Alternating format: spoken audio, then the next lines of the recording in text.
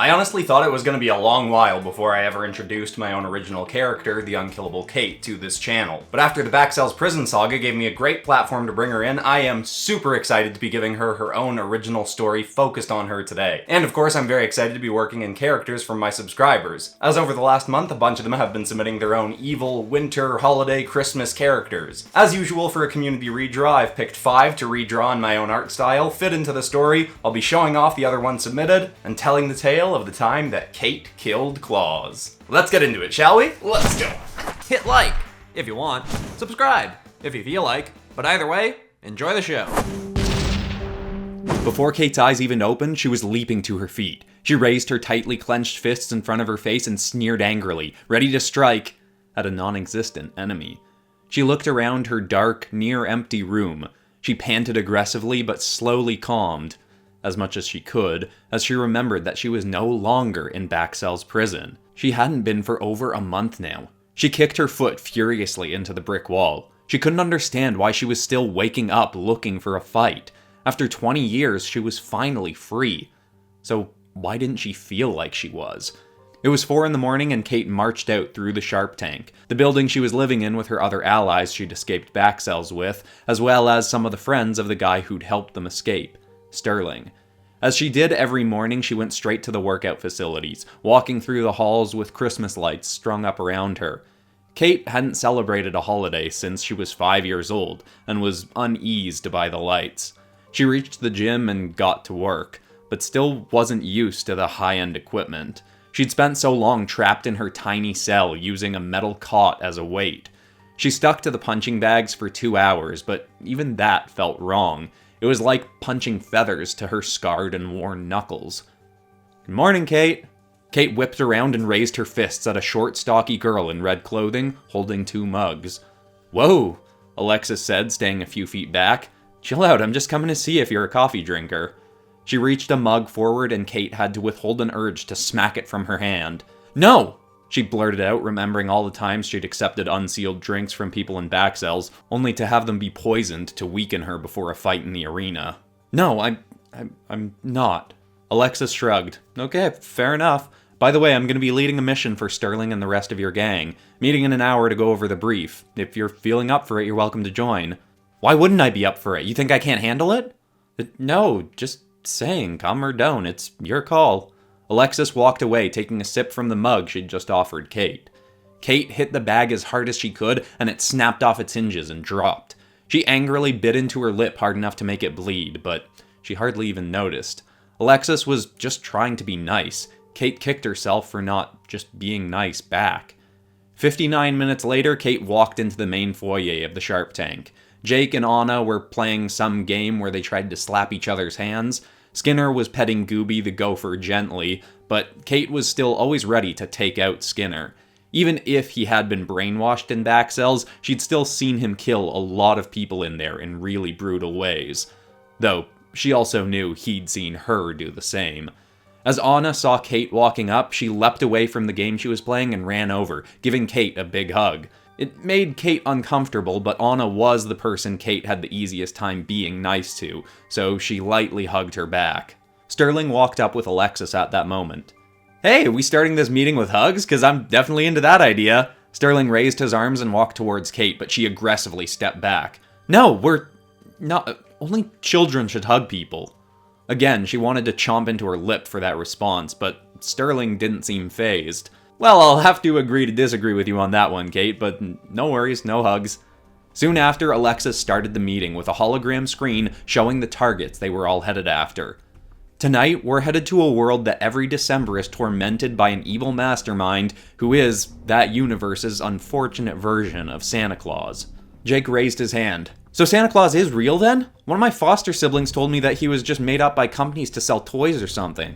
Alexis shrugged. "In some dimensions he might be, but he is real in a lot of them. And the point is, in the one we're headed to, he's really bad news. He's got superhuman intelligence and strength, has unbreakable amorphous candy cane fists and claws, and every December he attacks and destroys major cities around the world, not caring who he hurts in the process. He steals things, levels full buildings, and leads gangs of similarly powerful criminals to do the same. He's not going to be an easy person to apprehend, The combination of the group he fights with and his power, Kate blurted out, interrupting, "What are we apprehending him for?" Alexis looked confused. "I mean, the amount of destruction he causes every year is... Duh, I get that, but it'll be faster to just kill him. Mission over." Alexis exhaled sharply. "We don't kill people, Kate. Heroes don't do that. We get him locked up so he can hopefully be rehabilitated." Kate stepped forward angrily. "If he's really so tough, how are we going to make sure he stays locked up?" Alexis was clearly having a hard time staying calm, but she was still able to. "In a universe with superpowered criminals, I'm sure they have a prison that's strong enough to..." "What?" Kate snarled. "You remember that Jake and Anna here, a couple of 12-year-olds, just broke out of the most insane prison in existence twice in the span of a few weeks, right? If they can do that, who's to say this guy won't just break out of whatever prison we put him in his world? The only way we're guaranteed to stop this guy is if we kill him, and if you're not going to do it, I will." "No, you won't," Alexis said, stepping forward to be closer to Kate. "I am leading this mission, and I will not let anyone on one of my missions kill someone. Zero compromise." Kate could feel her arm wanting to take a swing at Alexis, and she was just barely able to hold it back. She was looking for any sign that Alexis was going to take a swing, so that she could strike first. Sterling slowly stepped in and put a hand on Alexis's shoulder. He reached towards Kate's shoulder as well, but she stomped aside, dodging it. Still, he smiled calmly. "Kate, we get that you've got a different perspective on how we should handle something like this, but Alexis is leading this mission, so to make sure we all work as a team, we're following her lead.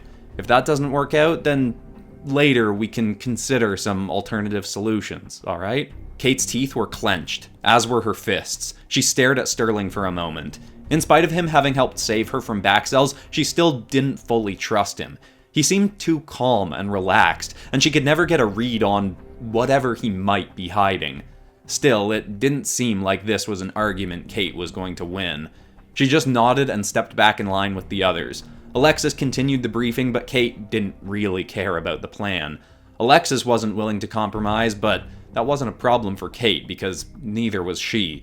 The second they found Claus, Kate was going to kill him.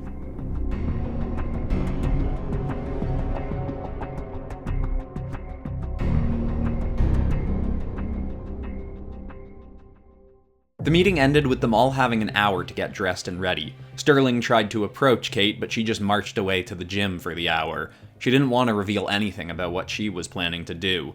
Kate had refused offers to have some kind of supersuit made for her, so she just added a coat to her attire, while the others came fully padded and suited up. They then transported themselves to the other universe. Luckily, the nexus point of that dimension was very close to Claus's hideout in the North Pole.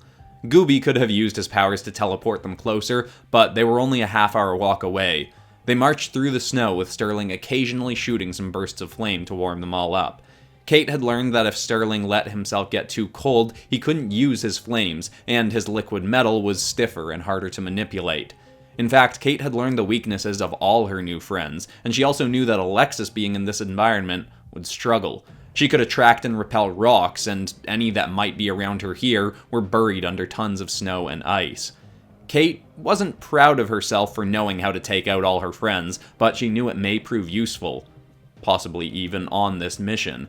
The group got close enough to see a large fenced-off warehouse in the distance. They halted as if about to finalize their plans, but before they could even consider trying to approach more stealthily, an alarm started to blare. They could all then hear the sound of engines revving. Soon, a door to the warehouse opened, and the gate's entrance pulled back, so a swarm of motorcyclists with massive snow tires could shoot out towards them. Sterling fired one more blast of heat for everyone as he asked, "I guess stealth is a no-go here. How do you want to do this, Alexis?" Alexis whipped off a backpack she carried and revealed that it was just full of rocks. They shot out of the bag and lined over her arms, giving her stony fists. "Sterling, Jake, you're our flyers, so get above them and keep them distracted as best you can. Jake, if you need to, stay higher to be out of range of their weapons. This is your first real mission, so we don't need you pushing your risks too far." "Whatever, I can handle these freaks, don't worry about me." Jake and Sterling shot into the air as the cyclists continued to approach. Alexis continued, "Skinner, get Gooby closer. Anna, use your phasing powers to keep them both from taking any hits. Gooby, shoot out their tires with your ray gun, but remember, no kill shots." She said it to Gooby, but also gave a sideways glance to Kate as she did. Gooby rolled his eyes as Skinner ran ahead with the gopher and Anna on his back. Alexis then turned to Kate and gave a grin that Kate thought was forced, though it looked genuine enough. Looks like these people are swinging chains around. Once the others get them off their bikes, we chain them up with their own weapons. Ready to show me how you got the name Unkillable Kate? Kate said nothing and just nodded as they both sprinted into the fight. Alexis had some low-level super speed and strength, but she was still running alongside Kate anyway. Kate thought she might be keeping an eye on her, making sure she didn't kill anyone. But Kate already had an idea of how to get away from her babysitter. The bikers were close now. Some were headed straight for them and others started to peel off. They all had similar attire, but there was one woman with a red light at the front of her bike calling out the shots to the others. Chain 'em up, gals. Show Claus we're worth every penny. Anyone who doesn't take down at least one of these weirdos has to clean the bikes after this. Gooby got a bunch of shots on the wheel of an approaching bike, and it didn't puncture the wheel, just knocked the bike around a bit. That was good news for what Kate had in mind. It meant they wouldn't be able to stop her. The red-nosed bike shot straight for Alexis, with its rider swinging a chain with a hook at the end. You want to come for a ride? I can show you around the factory. She hurled the hook at Alexis, but Alexis darted aside and caught the chain. She yanked it and the woman flew off her bike, but spun into a kick and hammered her foot right against Alexis's face. Kate expected Alexis to be angry at the hit, but she just had a bigger grin on her face. Nice kick for a low-level goon, I guess. Kate almost chuckled, but then turned her attention to the red-lit bike that had driven off then fallen over 100 meters back. Alexis's foe called out, "The Jingle Hells ain't nobody's goons, but it is hard to turn down a security position from the big man himself."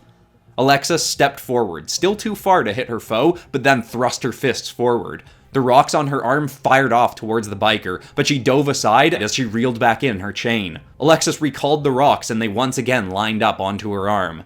Of course, Kate barely saw this as she was running towards the downed bike.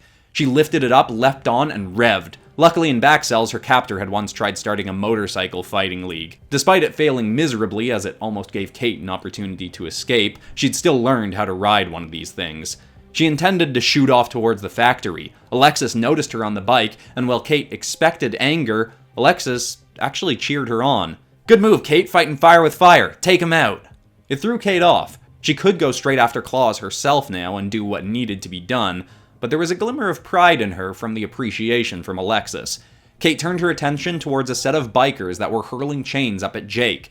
He was struggling to duck around them, and the idea of him getting hooked suddenly lit a fire in Kate's stomach. She pulled off her own boot and hurled it at the head of one of the bikers. The woman didn't see it coming, was struck dead on, and fell off her bike. She dropped her chain, and Kate snatched it as she drove past. She hurled the hook right at the handles of the next bike and yanked. The bike jerked into a turn and the rider flipped over it into a snowbank. Jake laughed from above. "Oh, that was sick, Kate!" Sterling flew past too. "Yeah, you're crushing it. The rest of us could just sit back and watch with you here."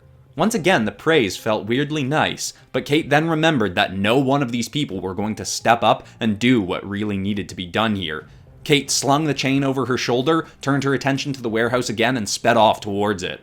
She heard the others calling after her, but they were still too distracted with the bikers. None of them were coming after her, not her team, or the Jingle Hells.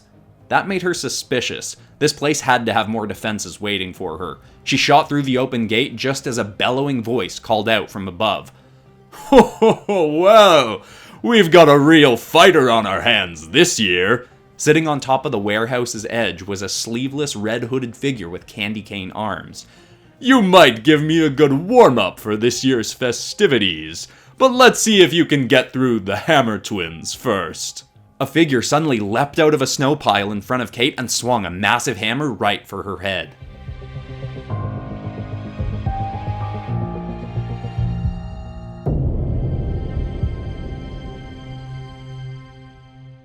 Kate dove off her bike to avoid the strike. She rolled through the snow back to her feet just in time to see the hammer coming for her head again. She thrust her hands forward to grab it. She was able to slow it to a stop, but after she did, a green and red shockwave of light burst from it and Kate flew backwards into a fence. "Told you those Jingle Hells wasn't gonna do you any good, Mr. Claus," the girl said, twirling her hammer. She hurled it into the air and it shrunk down to the size of a tiny toy as it left her hands, but the second she caught it again, it grew once more and she thrust it towards Kate.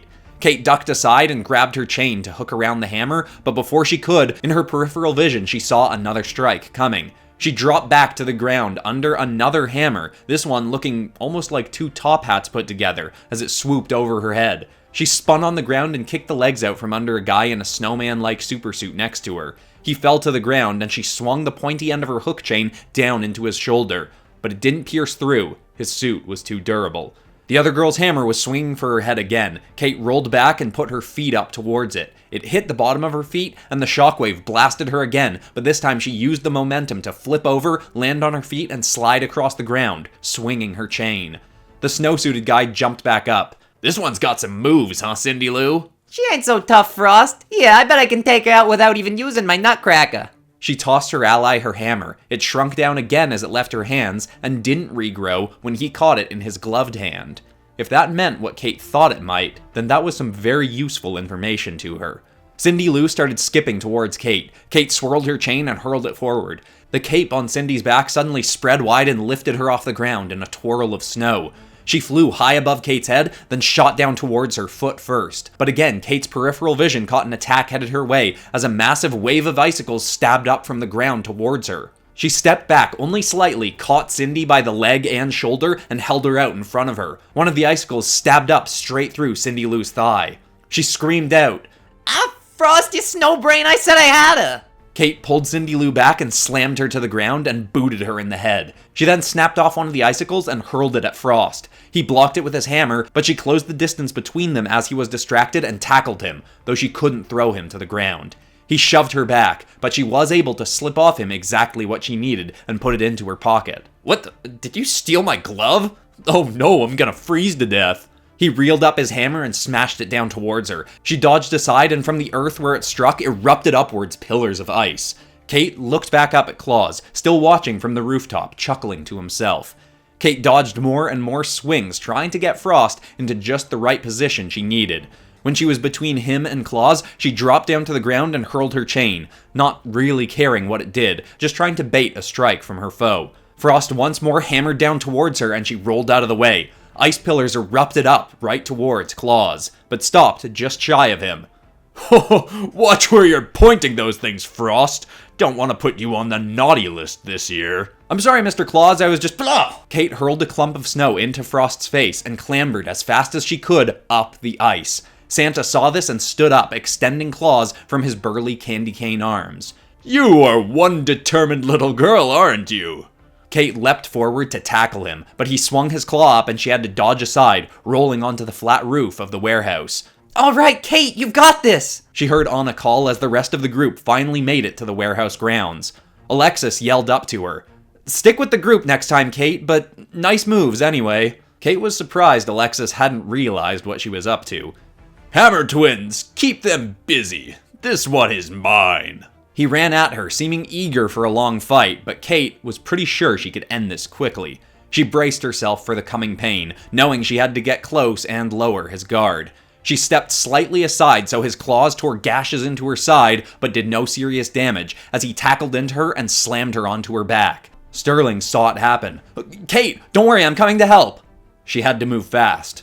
"You may have handled my minions well, child, but do you know how many have tried to thwart old Saint Nick here? You never had a Kate shoved the mallet end of Cindy Lou's toy-sized hammer into his mouth, holding it with Frost's glove.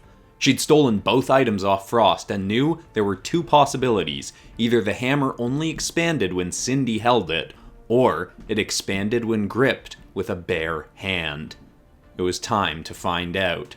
She swung up her other ungloved palm, snatched the weapon with it, and as she hoped, the mallet expanded in an instant, inside Claus's mouth. The splash of hot blood on Kate's face as his head erupted was far from a new feeling to her, though she could quickly see the horrified look in Sterling's eyes as Claus's limp body dropped to her side.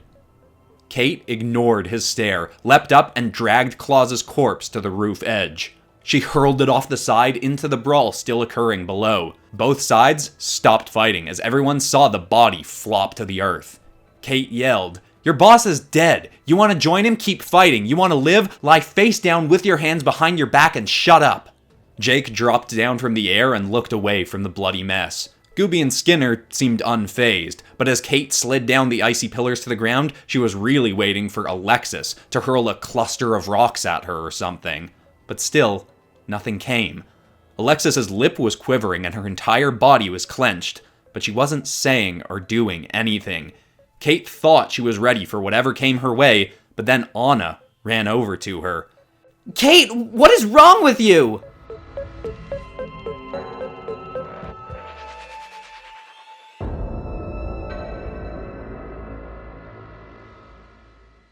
Kate had never heard an outburst like that from Anna, and it hit her like a dagger to the chest. Anna looked up at Kate furiously. You know the rules were no killing. I mean, I know you maybe had to kill people in back cells, but maybe even then you didn't have to, and you definitely didn't need to now. We're supposed to be a team. The mention that Kate might not have had to kill in back cells suddenly made her livid. I did what I had to, you little brat. Now back off. Tears instantly started welling in Anna's eyes, but before she could react further, a new alarm started to blare around them. In the commotion, Frost had gone to the side of the warehouse and slammed a big red button. I can't believe you actually killed the big guy, but he did always have a plan B. If he's not around to smash up some stuff, then his pet will have to do it for him. On the outside of the gate, a hole opened in the ground, and from beneath it sprung into the air a large top hat. All the snow around suddenly started to swirl under it and formed into a 30-foot tall icy monstrosity. It roared out across the tundra, then started running away from the factory. Ignoring all the group's infighting, Alexis said coldly, Skinner, run after that thing with Gooby. Anna, get on a motorcycle with me. Jake, fly after it, but stay back. We don't know what it can do yet. Sterling, finish apprehending the others, then join us. Her eyes landed on Kate. Just go home, Kate. Home, Kate thought. Did she mean the sharp tank or back cells? The rest of the group shut off after the snow monster, and Kate was just left shaking. Frost and Cindy Lou tried retreating, but Sterling managed to use his liquid metal to stick them to the ground in place before snatching Frost's hammer away and lighting Cindy's cape on fire so she had to toss it aside. Then he walked towards Kate, who was completely on guard. What? What, Sterling? Are you gonna kick me out now? You gonna trap me here too? He deserved it. None of you were gonna kill him, so I had to. She was furiously looking for any sign of aggression or rage on Sterling's face, but there was none to be seen. He had to just be hiding it. Kate, what's wrong? He said simply. Nothing's wrong with me. Something is wrong with all of you morons. That guy needed to be... Kate, I wasn't trying to insult you. I didn't say what's wrong with you. I'm on your side here. We all are. Oh, shut up, Sterling. Just shut up. You're not on my side. None of you are. I'm not going to sit back and just be nice while all of you don't do what needs doing. Just because I'm willing to kill terrible people doesn't mean I'm a monster who should be locked away myself. Still, with every word, she looked for anger, for a clenched fist or foot sliding back into a combat stance, but still, Sterling remained totally calm. She considered punching him just to get a reaction she could actually understand. We all know you're not a monster, Kate. Having a disagreement about how to handle a mission like this doesn't mean any of us are against you. Honestly, I would have actually been open to your way, but Alexis is my best friend, and I promised her a long time ago I would never kill anyone again. Kate was somewhat thrown by him saying again, but just logged that information away for later. Yeah, well, it's already done, so what now? You're gonna throw me back in back cells? Because we already know you can't take me in a fight. Whoa, Kate, do you actually think we'd ever consider doing that? I promise you that would never cross our minds, no matter what you do. But Kate, ignore everything else about this mission. What's going on here? I want to know, bigger picture. Are you okay? She panted angrily and noticed Sterling glancing down at her clenched fists and her stance. She was clearly ready to hit him, but he was showing no signs of defense. I don't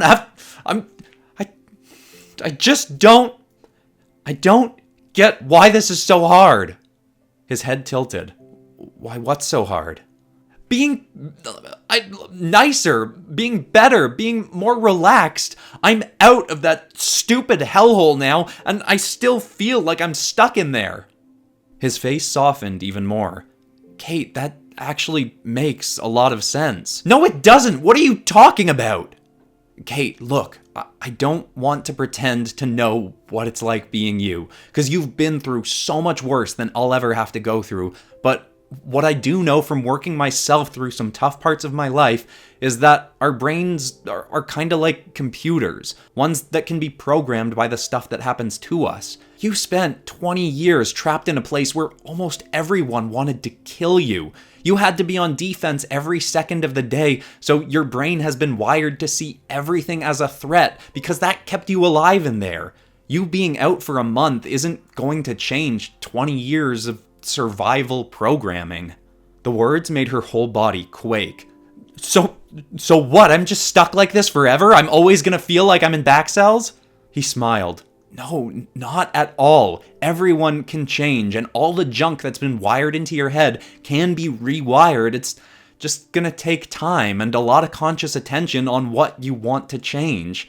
Kate, I know this might sound kind of messed up to say, but you're actually my favorite kind of person. Nobody on the planet has more potential to be a force for good than you. If you can go through the worst conditions and experiences imaginable for years and years and years, then still come through it and become whoever it is you really want to be now, then you can prove to anyone you meet that literally everyone can fix their lives. Because when you make yourself better, you will prove that anyone else can do it, no matter what they've been through. Kate suddenly found herself choking back tears, but she'd never cried in front of someone before and wasn't about to start. I promise we'll all do our best to be understanding of the fact that it's gonna take you time to lower your defenses. But in that time, if you're gonna come on missions like this, you do have to follow the directions of whoever is in charge, and you have to do your best not to snap at your teammates, even if they sometimes snap at you. She didn't respond. Her fists were still clenched. If you're feeling up for it, you can come back and help us finish this. If not, your watch can take you back to the sharp tank. It's your call. Though I would recommend apologizing to Anna and Alexis at some point. Sterling raised his arms for a hug, and once again, Kate aggressively stepped back. He retreated his arms. Right, sorry, force of habit after a conversation like this. I'm just gonna go back to it. Fire is probably gonna be helpful against that thing. Sterling flew up into the air and shot off after the snow monster. Kate had no idea how to process what she was feeling. It was like she was sad and scared and angry and yet somewhat hopeful all at once.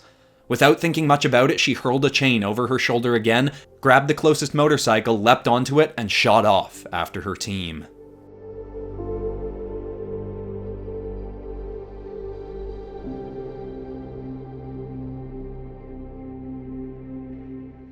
Within moments, Kate had caught up to the back of the pack. On her approach, she saw Sterling flying next to Alexis and Anna, talking to them, but he flew up and aside as Kate drove up to them. Kate didn't really know how to say what she needed to say, so she just said, "I'm sorry I didn't listen. I still think that was the right thing to do, but I will follow orders now."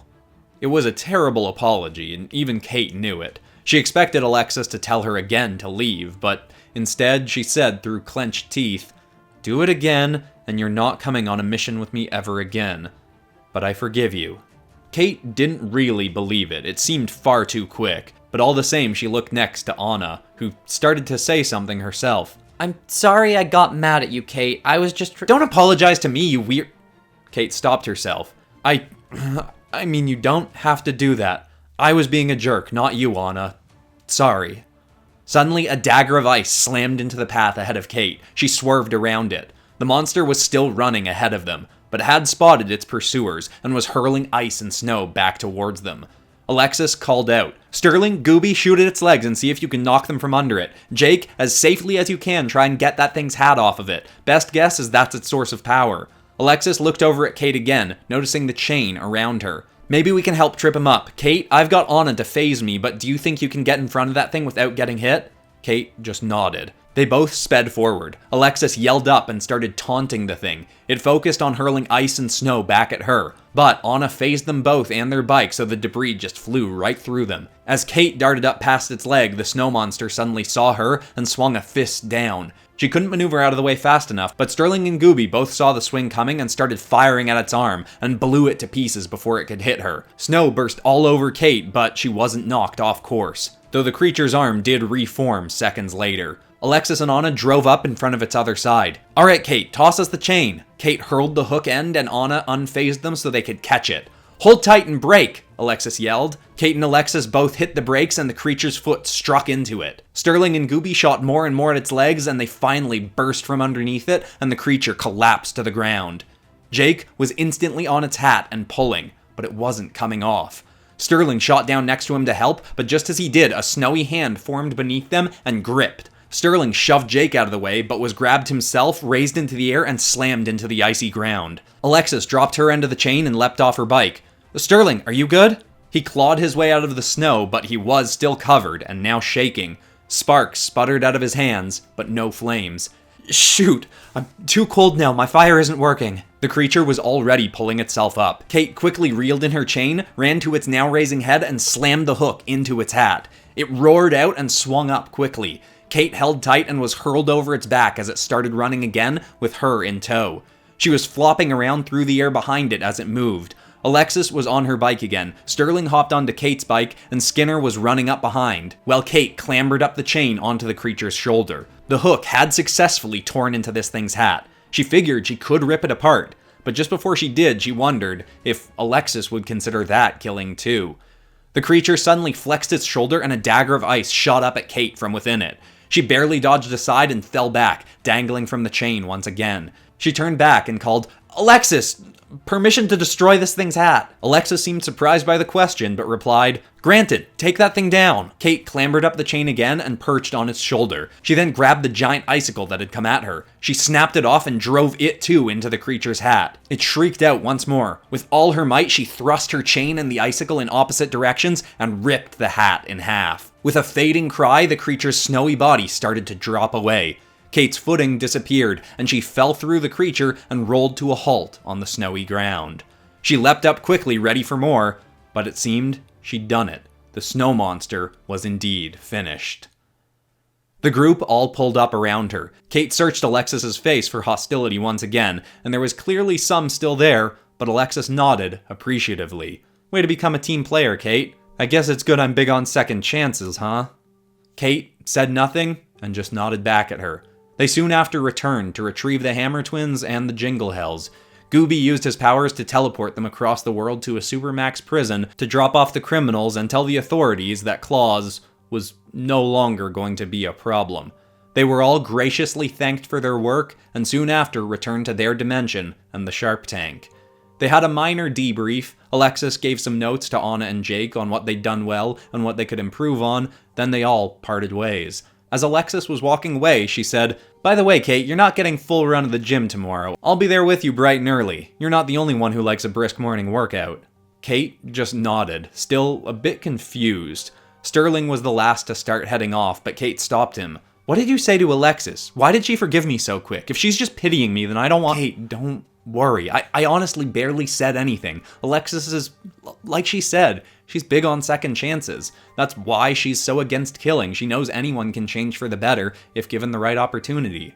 Okay, Kate said. But I still think killing that guy was the right thing. I'm not changing my mind about that. Sterling shrugged. You don't have to. Nobody in our group agrees on everything. We're all from different dimensions and backgrounds and have different life experiences, so we're never gonna see things the exact same way. But that's why we always pick a leader before a mission, to make sure regardless of our different ideas of how we should handle something, we all work as a unified team. Kate's eyes darted along the ground, thinking. Sterling then finished with, Look, I am totally happy to continue this conversation, but I really need to go warm up, so I'm gonna go light up a fire, and you can join me if you want. Kate quietly replied, I think I'm just gonna go to bed. Sterling nodded and walked past her. She wanted to thank him in a way he'd appreciate, but the thought of hugging another adult still made her entire body tense up. Sterling! She blurted out before he'd gotten too far away. He turned back, curiously. She was frozen for a moment and didn't really know what she was doing, but then she stepped forward and held out her hand. Thank you for your help today. The stance and words both felt incredibly awkward, but he still smiled warmly in response and grabbed her hand to shake. Of course, anytime, Kate. I'm here for you. His grip was firm, but also gentle. Kate got a weird feeling as they shook. Part of her wanted to rip her hand away, and some of her fighting muscle memory even wanted to hurl him over her shoulder to the ground. But she fought through it all until she gently pulled her hand back. Sterling's warm gaze met her one last time before he headed off. It had been awkward and uncomfortable, but to Kate, even just that felt like a step in the right direction. Kate had a tingling feeling in her hand as she looked around the room she was in with Christmas lights, giving what felt more like a pleasant, calming glow now. She then thought to herself something that she'd have to consciously repeat hundreds of times over the next while. I'm not in back cells anymore. I am free.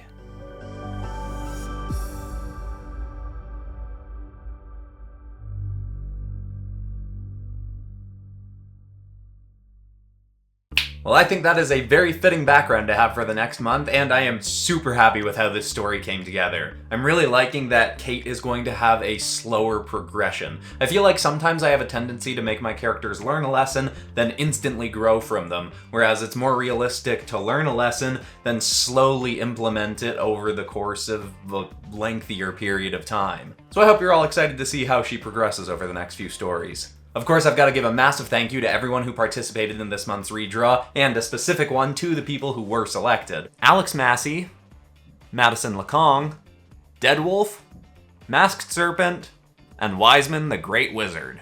But now we can also keep rolling into the theme for December 2022's redraw, which is going to be you guys making your own Marvel and DC fusions. You can use characters that I've used before in my previous fusion episodes, just don't do any of the same fusions that I've already done on the channel. They can be weird fusions or not weird fusions, whatever you want. I'm going to set them in the universe of my Spider-Cat character, so the only 4 characters you shouldn't use are Spider-Gwen, Catwoman, Lex Luthor, or Kingpin, because canonically there are already fusions for those characters in that universe. Although I guess you can draw the Lex Luthor Kingpin one if you want. Very excited to see what you all submit, but besides that, that's all for today, except of course for ending this video on some kind of positive or inspiring note, and the thought I want to leave people with today is really just the lesson straight out of this story. No matter how long you have been a person that you don't want to be, that does not mean that you are ever stuck being that person forever. Not everybody does change, but everybody does have the capacity to change if you decide it's a priority. As someone who has made some conscious changes to my own thinking over the last year or so, I can tell you it can be kind of frustrating and take a while, but it is so worth it. I am much happier with the person I am now than I was a year or 2 years ago. I hope that's inspiring to someone out there. Thanks so much for watching, everybody. I love you all, and I'll see you all in the next episode on Monday with round 3 of Ninjago. I'll see you there. Goodbye.